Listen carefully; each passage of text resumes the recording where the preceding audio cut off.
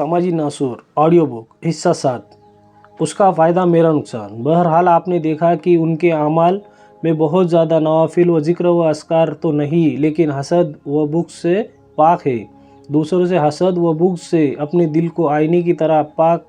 व साफ़ रखा हुआ है। तो हसद का दूसरा इलाज यह है कि आदमी यह सोचे कि जिस शख्स से हसद कर रहा हूँ, इस हसद के नतीजे में उसका तो फ़ायदा है और मेरा नुकसान है। इस तसव्वुर से इस हसद की बीमारी में कमी आती है।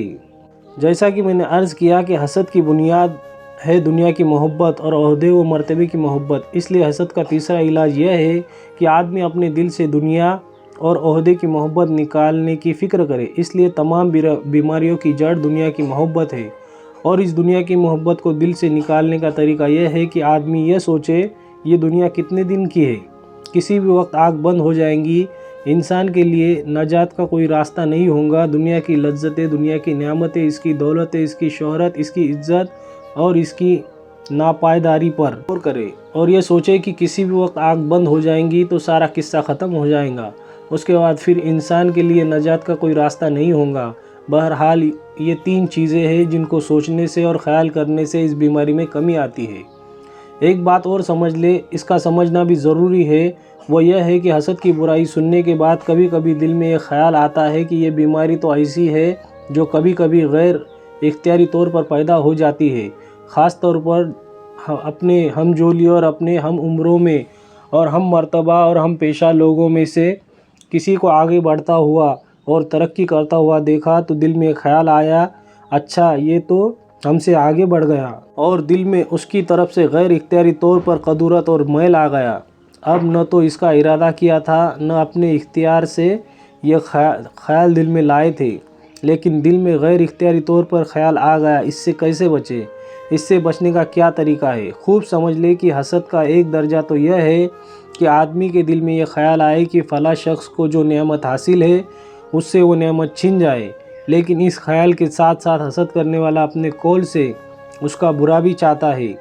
जैसे मजलिस में बैठकर उसकी बुराई बयान कर रहा है और उसकी गिबत कर रहा है ताकि उसकी नेमत की वजह से लोगों के दिलों में जो इज़्ज़त पैदा हो गई वह ख़त्म हो जाए, या इसकी कोशिश कर रहा है कि उससे वो नेमत छिन जाए। यह हसद बिल्कुल हराम है,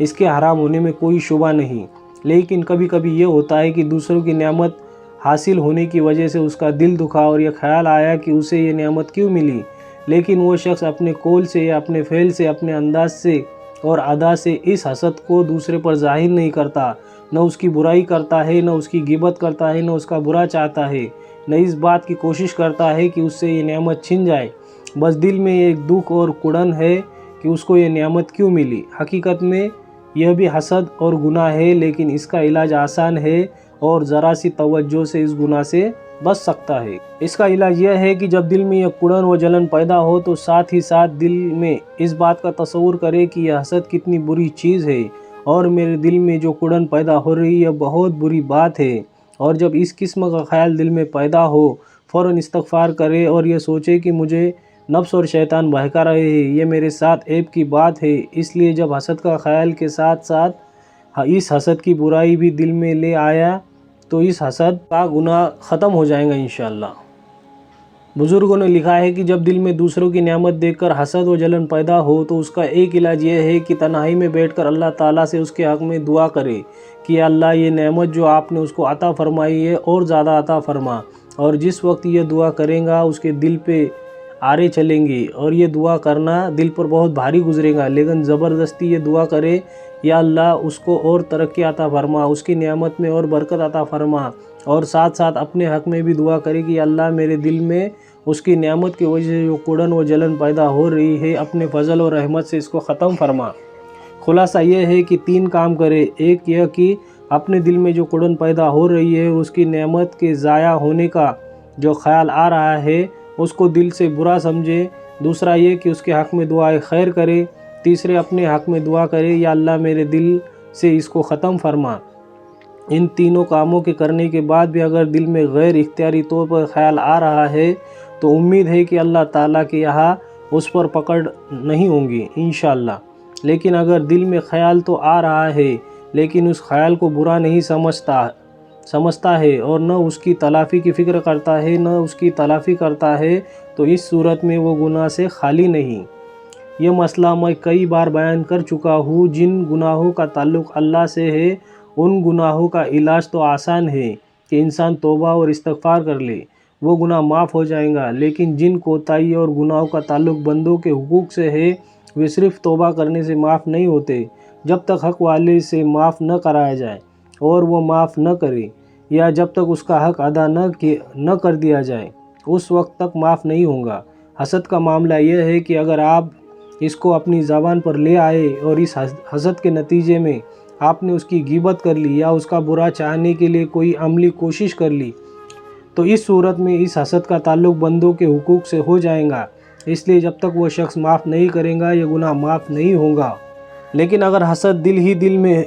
رہا، زبان سے کوئی لفظ اس کی برائی اور غیبت کا نہیں نکالا اور اس کی نعمت کے ختم کرنے کے لیے کوئی عملی قدم نہیں اٹھایا تو اس صورت میں اس حسد کا تعلق اللہ کے حقوق سے ہے، اس لیے یہ گناہ اس شخص سے معافی مانگے بغیر صرف توبہ سے معاف ہو جائے گا۔ اس لیے جب تک حسد دل ہی دل میں ہے تو آدمی سوچ لے ابھی معاملہ قابو میں ہے، آسانی کے ساتھ اس کی تلافی بھی ہو سکتی ہے اور معافی بھی آسان ہے، ورنہ اگر یہ آگے بڑھ گیا تو یہ بندوں کے حقوق میں داخل ہو جائیں گے، پھر اس کی معافی کا کوئی راستہ نہیں رہے گا۔ جیسا کہ میں نے عرض کیا کہ اگر دوسروں کی نعمت چھن جانے کی خواہش دل میں نہ ہو بلکہ صرف یہ خیال ہو کہ یہ نعمت مجھے بھی مل جائے، اگرچہ یہ حسد تو نہیں ہے بلکہ رشک ہے، لیکن اس کا بہت زیادہ خیال جمانا اور سوچنا آخرکار حسد تک پہنچا دیتا ہے۔ اس لیے اگر دنیا کے مال و دولت کی وجہ سے کسی پر رشک آ گیا تو یہ بھی کوئی اچھی بات نہیں ہے، اس لیے کہ یہی رشک کبھی کبھی دل میں مال و دولت کا لالچ پیدا کر دیتا ہے اور کبھی کبھی رشک آگے چل کر حسد بن جاتا ہے۔ لیکن اگر دینداری کی وجہ سے رشک پیدا ہو رہا ہے تو یہ اچھی بات ہے، اس لیے کہ حدیث شریف میں حضور اقدس صلی اللہ علیہ وسلم نے ارشاد فرمایا کہ اس حدیث میں حسد سے مراد رشک ہے، یعنی حقیقت میں رشک کے قابل صرف دو انسان ہیں، ایک وہ انسان قابل رشک ہے جس کو اللہ تعالیٰ نے مال دیا ہے اور وہ اس مال کو اللہ کے راستے میں خرچ کر رہا ہے اور اس کو اپنے لیے آخرت کا ذخیرہ بنا رہا ہے، یہ شخص قابل رشک ہے۔ دوسرا شخص وہ ہے جس کو اللہ تعالیٰ نے علم عطا فرمایا ہے اور وہ اس علم کے ذریعے سے لوگوں کو نفع پہنچا رہا ہے، اپنی تقریر اور تحریر سے لوگوں کو دین کی بات پہنچا رہا ہے، یہ شخص بھی قابل رشک ہے اور وہ خود بھی نیک عمل کر رہا ہے اور دوسروں کو بھی نیکی کی ترغیب دے رہا ہے، اور جو لوگ اس کی ترغیب اور تعلیم کے نتیجے میں دین پر عمل کرنے والے ہوں گے ان کا ثواب بھی اس کے نام اعمال میں لکھا جائے گا۔ اس لیے اگر دین کی وجہ سے کوئی شخص رشک کر رہا ہے کہ فلاں شخص دینداری میں مجھ سے آگے بڑھا ہوا ہے، یہ رشک پسندیدہ ہے اور بڑی اچھی بات ہے۔ لیکن دنیا کے مال و دولت کی وجہ سے دوسرے پر رشک کرنا کہ فلاں شخص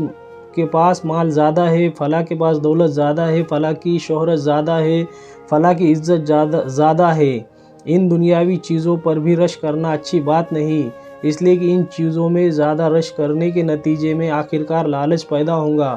اور اس کے بعد حسد پیدا ہونے کا بھی اندیشہ ہے۔ اس لیے رشک کی بھی زیادہ ہمت نہیں بڑھانی چاہیے، بلکہ جب بھی ایسا خیال آئے تو اس وقت یہ سوچے کہ اگر فلاں نعمت اس کو حاصل ہے تو اللہ تعالیٰ نے مجھے بھی بہت سی نعمتیں عطا فرمائی ہے جو اس کے پاس نہیں ہے، اور جو نعمتیں مجھے نہیں ملی تو میری بھلائی اور مصلحت بھی اس میں ہے کہ مجھے وہ نعمت نہ ملے، اس لیے کہ اللہ تعالیٰ نے کسی مصلحت وجہ سے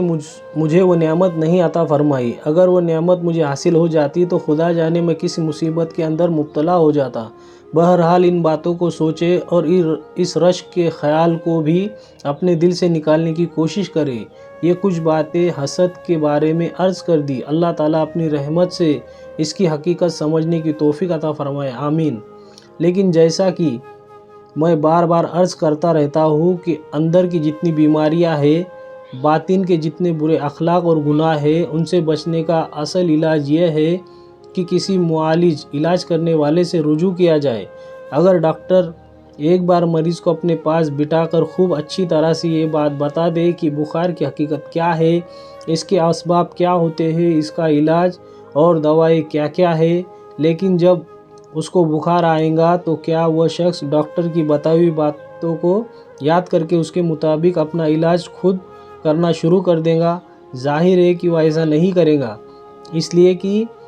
حالات مختلف ہوتے ہیں اور کبھی کبھی دواؤں کو اپنے اوپر صحیح موافق اور فٹ کرنے میں غلطی بھی ہو جاتی ہے، اس لیے ڈاکٹر یا معالج کی طرف سے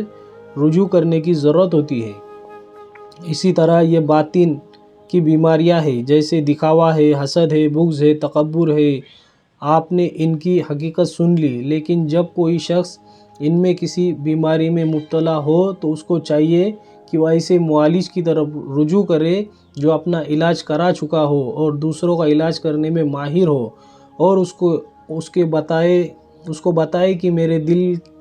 دل یہ خیالات اور وسوسے پیدا ہوتے ہیں، اس کا کیا حل ہے اور کیا علاج ہے، پھر وہ صحیح علاج تجویز کرتا ہے۔ کبھی کبھی یہ ہوتا ہے کہ آدمی اپنے آپ کو بیمار سمجھتا ہے مگر حقیقت میں بیمار نہیں ہوتا، اور کبھی کبھی یہ ہوتا ہے کہ آدمی اپنے آپ کو تندرست سمجھتا ہے مگر حقیقت میں وہ بیمار ہوتا ہے، اور کبھی کبھی ایسا ہوتا ہے کہ اس کے لیے کوئی علاج مفید ہوتا ہے مگر وہ دوسرے علاج میں لگا ہوا ہے۔ اس لیے بنیادی بات یہ ہے کہ کسی شیخ سے رجوع کر کے اپنے حالات بتائے جائے، پھر اس کے بتائے ہوئے علاج کے مطابق عمل کیا جائے۔ اللہ تعالیٰ مجھے اور آپ کو اس پر عمل کرنے کی توفیق عطا فرمائے، آمین۔ ویڈیو پسند آیا تو ویڈیو کو لائک کریں اور ایسے ویڈیو دیکھنے کے لیے ہمارے چینل کو سبسکرائب کریں۔ جزاک اللہ خیر۔